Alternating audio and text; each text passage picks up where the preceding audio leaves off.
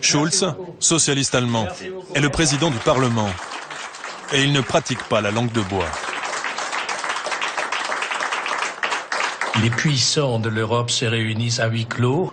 Si vous avez finalement un qui dit non, et il y a un spécialiste à l'autre côté de la Manche qui dit souvent non, toute chose bloque. Et pour pas rendre public, on n'a pas l'accord, on fait des formules, on a reporté, il faut réfléchir. On est séduit comme politicien ou politicienne souvent, si on n'a pas de résultat, de le camoufler, de le cacher derrière des formules qui sonnent belles, mais qui sont en vérité vides.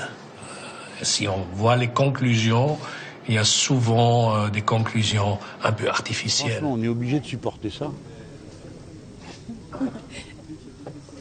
Non mais attends, c'est la République française ici, c'est pas la Vierge Marie là.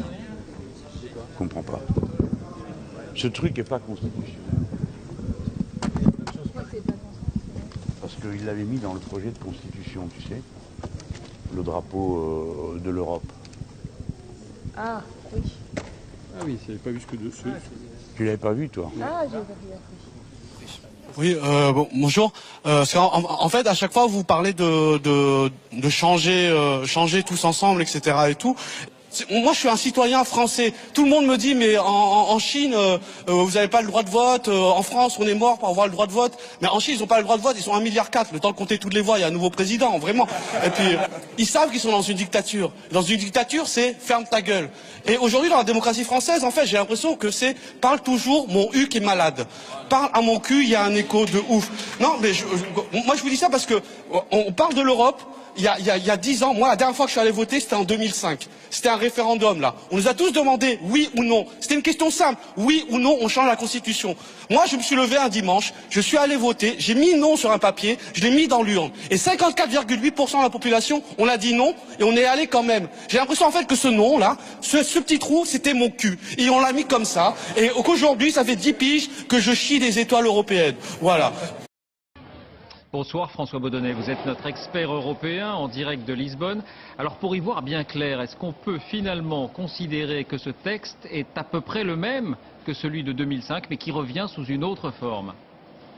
Alors le traité de Lisbonne qui a été signé ici derrière moi il y a quelques heures est une réplique fidèle à 90% de la Constitution européenne. Pour prendre une image, je dirais que c'est un peu comme des frères jumeaux qui porteraient des vêtements de couleurs différentes. En fait, tout se joue dans l'apparence. Alors pourquoi ?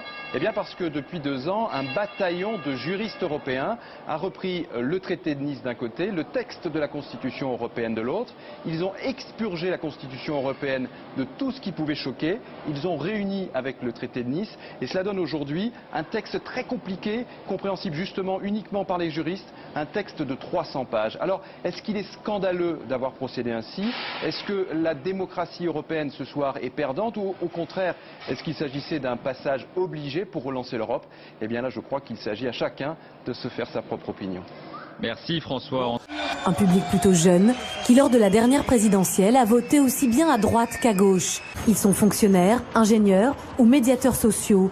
Certains ont voté Sarkozy en 2012, d'autres Hollande. D'ailleurs, on a été classé en divers par le ministère de l'Intérieur, au-dessus du clivage droite-gauche. Je préférerais dire au milieu. La différence entre Macron et moi, vous savez ce que c'est? C'est que moi, je dis la même chose à tout le monde. Quand il va chez les socialistes, il dit « je suis socialiste ». Quand il va chez Philippe de Villiers, il dit « j'ai jamais été socialiste ». Quelle confiance pouvez-vous faire à quelqu'un qui ment aussi effrontément? Je suis d'accord avec vous sur ce dernier point. Ah, vous êtes toujours d'accord avec tout le monde? Non, ça n'est pas vrai.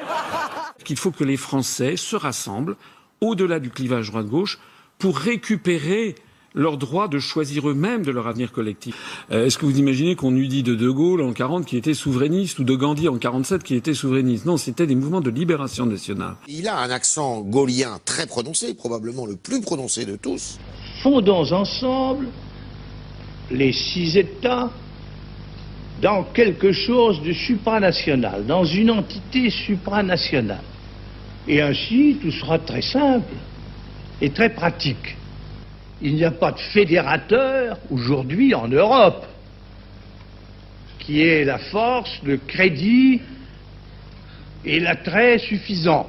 Alors on se rabat sur une espèce d'hybride et on dit, eh ben, tout au moins que les 6 États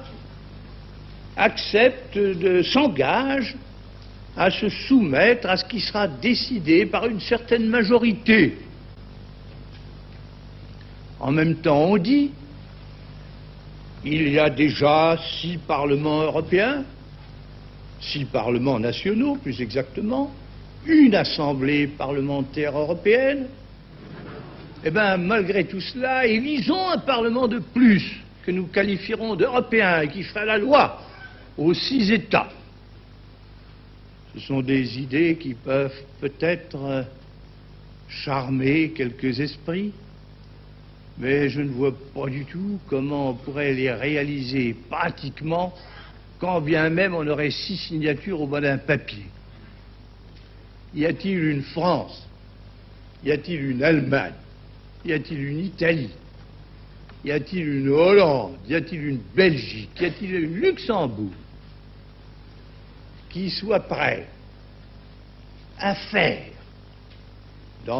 sur une question importante pour eux, au point de vue national et au point de vue international, ce qui leur paraîtrait mauvais parce que ça leur serait commandé par d'autres? Est-ce que le peuple français, le peuple allemand, le peuple italien, le peuple hollandais, le peuple belge, le peuple luxembourgeois sont prêts à se soumettre à des lois que voteraient des députés étrangers, dès lors que ces lois iraient à l'encontre de leur volonté profonde? Ce n'est pas vrai.